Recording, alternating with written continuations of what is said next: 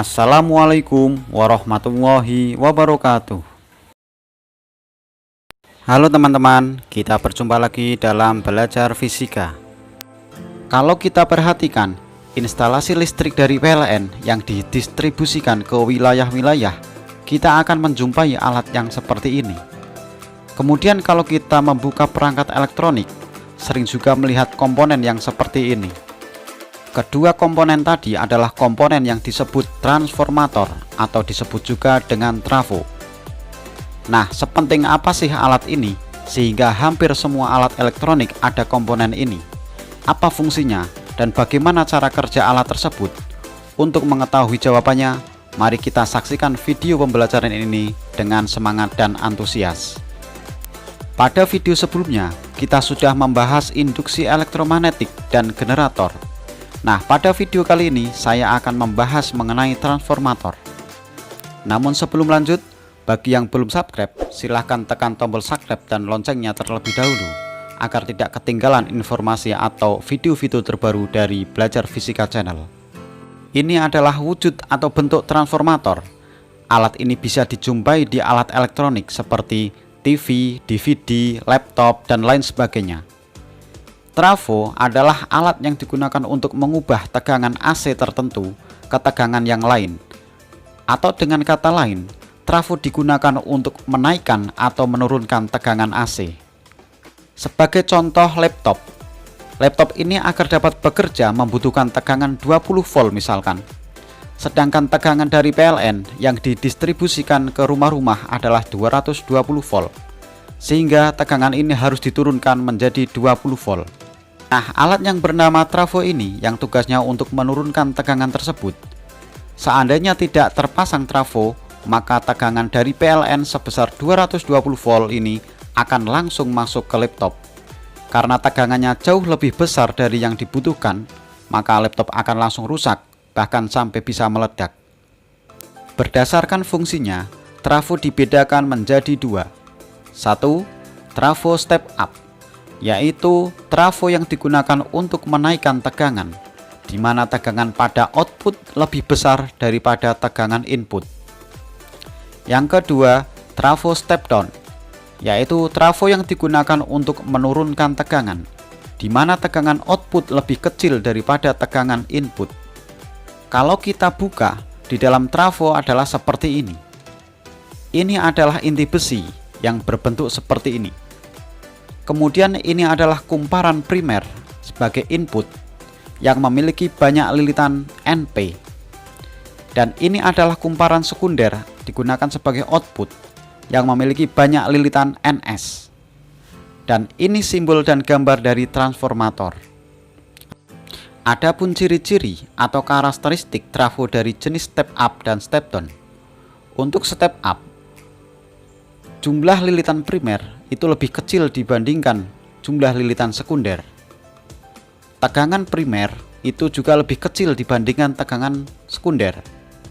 Namun, arus primer itu lebih besar daripada arus sekunder. Sedangkan untuk trafo step down, jumlah lilitan primer lebih besar dibandingkan dengan jumlah lilitan sekunder. Tegangan primer lebih besar dibandingkan tegangan sekunder. Namun, arus primer lebih kecil dibandingkan dengan arus sekunder. Untuk membuktikan pengaruh jumlah lilitan, apakah trafo ini menaikkan tegangan atau menurunkan tegangan, perhatikan animasi berikut ini. Ini adalah voltmeter yang digunakan untuk mengukur tegangan input yang nantinya akan dihubungkan kepada kumparan primer. Kemudian di sini ada inti besi dan sebelah kanan di sini ada kumparan sekunder. Dan ini adalah voltmeter yang nantinya digunakan untuk mengukur tegangan outputnya. Yang pertama kita buat tegangan inputnya menjadi 220 volt. Kemudian untuk kumparan primer kita buat menjadi 1000 lilitan. Kemudian kumparan sekunder kita buat menjadi 500 lilitan. Ternyata tegangan yang dihasilkan itu menjadi 110 volt. Artinya di sini ada penurunan tegangan yang tadinya 220 volt menjadi 110 volt. Nah, sekarang kalau kita rubah tegangan inputnya, kita buat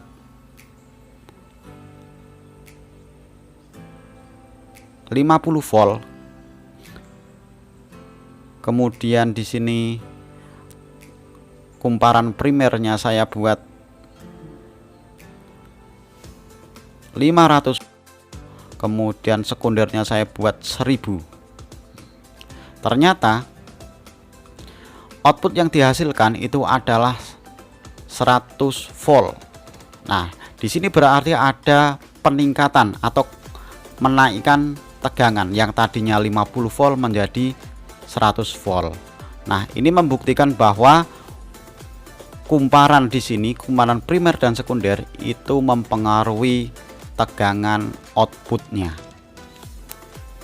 Sehingga perbandingan jumlah lilitan, tegangan, dan arus listrik pada trafo adalah VP per VS sama dengan NP per NS sama dengan IS per IP, di mana VP adalah tegangan primer, VS adalah tegangan sekunder, NP adalah jumlah lilitan primer, NS adalah jumlah lilitan sekunder. Arus S atau IS itu adalah arus untuk sekunder, IP adalah arus untuk primer. Inilah persamaan atau rumus pada trafo, nanti disesuaikan dengan soal yang diketahuinya. Kemudian efisiensi trafo, yaitu perbandingan antara daya listrik keluaran atau sekunder dengan daya listrik masukan atau primer. Untuk trafo ideal, di mana efisiensi trafo dianggap 100%, maka daya keluaran sama dengan daya masukan, sehingga diperoleh persamaan PP sama dengan PS, di mana P itu adalah V kali I, maka menjadi VP kali IP sama dengan VS kali IS, atau juga NP dikali IP sama dengan NS kali IS. Namun kenyataannya efisiensi trafo selalu kurang dari 100%. Hal ini dikarenakan beberapa faktor yang menyebabkan terjadinya kehilangan atau kerugian daya. Faktor tersebut diantaranya disebabkan oleh inti besi yang biasanya disebut core loss atau iron loss, dan faktor yang disebabkan oleh kumparan itu sendiri yang biasa disebut dengan copper loss. Sehingga untuk mencari efisiensi trafo dirumuskan efisiensi sama dengan PS per PP kali 100%, atau juga dikarenakan P sama dengan V kali I, maka efisiensi dirumuskan VS kali IS per VP kali IP kali 100%, atau juga efisiensi dirumuskan NS kali IS per NP kali IP kali 100%. Inilah rumus yang digunakan untuk mencari efisiensi pada trafo, yang nantinya disesuaikan dengan yang diketahui di soal. Berikutnya adalah cara kerja trafo. Ketika lilitan primer dihubungkan dengan arus bolak-balik, maka di bagian lilitannya menimbulkan medan magnet. Karena arusnya digunakan bolak-balik, maka medan magnetnya pun ikut bolak-balik. Medan magnet yang telah terbentuk ini semakin diperkuat dengan adanya inti besi, dan inti besi tersebut menghantarkan medan magnet ke lilitan sekunder. Di lilitan sekunder ini, medan magnet ikut bolak-balik. Hal ini akan mengakibatkan timbulnya GGL induksi pada masing-masing ujung lilitan sekunder. Efek dari peristiwa ini dinamakan induktansi timbal balik. Prinsip kerja ini sama dengan induksi elektromagnetik, di mana kesamaan ini adalah terdapat penghubung magnetik di antara sisi primer dan sisi sekunder. Berikutnya adalah induktansi diri. Apabila arus berubah melewati suatu kumparan, terjadi perubahan flux magnet di dalam kumparan yang akan menginduksikan GGL pada arah yang berlawanan. GGL induksi ini berlawanan dengan arah perubahan flux. Jika arus yang melewati kumparan meningkat, kenaikan flux magnet akan menginduksikan GGL dengan arah arus yang berlawanan dengan cenderung untuk memperlambat kenaikan arus tersebut. Sehingga dirumuskan epsilon sama dengan min L kali delta I per delta T. I adalah arus sesaat. Tanda negatif ini menunjukkan GGL yang dihasilkan yang berlawanan dengan perubahan arus. L adalah induktansi diri, satuannya Henry, dan T itu adalah perubahan waktu. Kemudian, apabila laju perubahan kuat arus dan laju perubahan flux magnet disamakan, maka akan diperoleh persamaan L kali dI per dt sama dengan N dP per dt. Ketika diturunkan, maka dihasilkan L kali I sama dengan N kali P, sehingga untuk mencari L adalah N kali P per I. Kemudian untuk induktansi diri suatu kumparan atau seloida dirumuskan dengan L sama dengan mu 0 kali N kuadrat kali A per L, dan energi yang tersimpan dalam induktansi diri adalah W sama dengan setengah kali L kali I kuadrat.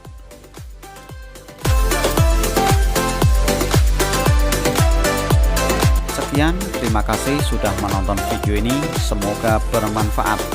Jangan lupa like, comment, share, and subscribe, dan tonton video pembelajaran yang lainnya. Terima kasih. Wassalamualaikum warahmatullahi wabarakatuh.